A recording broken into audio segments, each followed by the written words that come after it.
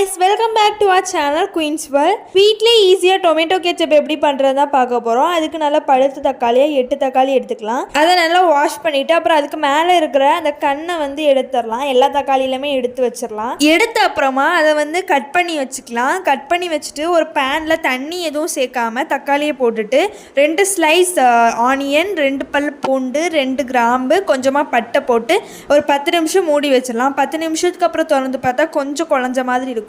அதில் 1 கப் தண்ணி ஆட் பண்ணிவிட்டு லைட்டாக கிண்டி விட்டுட்டு மறுபடியும் மூடி போட்டு மூடிடலாம்.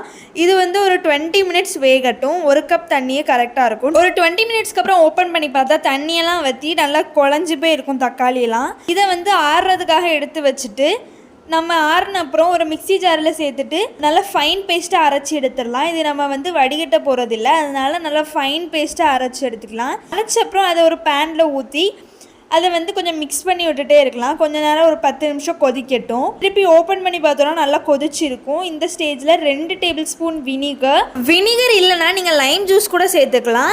அப்புறமா 4 டேபிள் ஸ்பூன் சுகர் சேர்த்துருக்கேன். இனிப்பு கம்மியாக வேணும்னு நினச்சிங்கன்னா 3 டேபிள் ஸ்பூன் போதும். அப்புறமா 1.5 டேபிள் ஸ்பூன் மிளகா பொடி, 1/2 டீஸ்பூன் போல் உப்பு போட்டுட்டு எல்லாத்தையும் சேர்த்து நல்லா மிக்ஸ் பண்ணி விட்டுறலாம். நல்லா எல்லா ஓரங்களில் இருக்கிறதெல்லாம் நல்லா எடுத்து விட்டு நல்லா கிண்டி விட்டுட்டு ஒரு 10 நிமிஷம் மூடி போட்டு மூடி வச்சிடலாம். மூடி வச்சோன்னா அந்த பச்சை வாசனை போய் நம்மளுக்கு வந்து நல்ல ஒரு ஸ்மெல் கிடைக்கும். 10 மினிட்ஸ்க்கு அப்புறம் ஓப்பன் பண்ணி பார்த்தீங்கன்னா கன்சிஸ்டன்சி திக்கன் ஆகிருக்கும். ஒரு 2 நிமிஷம் இதை வந்து நல்லா கிண்டி விட்டுட்டே இருக்கலாங்க. அப்புறம் ஸ்டவ் ஆஃப் பண்ணி இதை ஆற வச்சிடலாம். இது நல்லா ஆறின அப்புறம் ஒரு பாட்டிலில் போட்டு ஸ்டோர் பண்ணி வச்சிடலாம் ஃப்ரிட்ஜில். இது ரொம்ப நாளைக்கு கெட்டு போகாமல் இருக்குங்க. கடையில் வாங்கின டேஸ்ட் அப்படியே இருக்கும். வீடியோ பிடிச்சா லைக் பண்ணுங்க, ஷேர் பண்ணுங்க, கமெண்ட் பண்ணுங்க. மறக்காம நம்ம சேனலை சப்ஸ்கிரைப் பண்ணிடுங்க. ஓகே ஃப்ரெண்ட்ஸ், தேங்க்யூ, பாய்.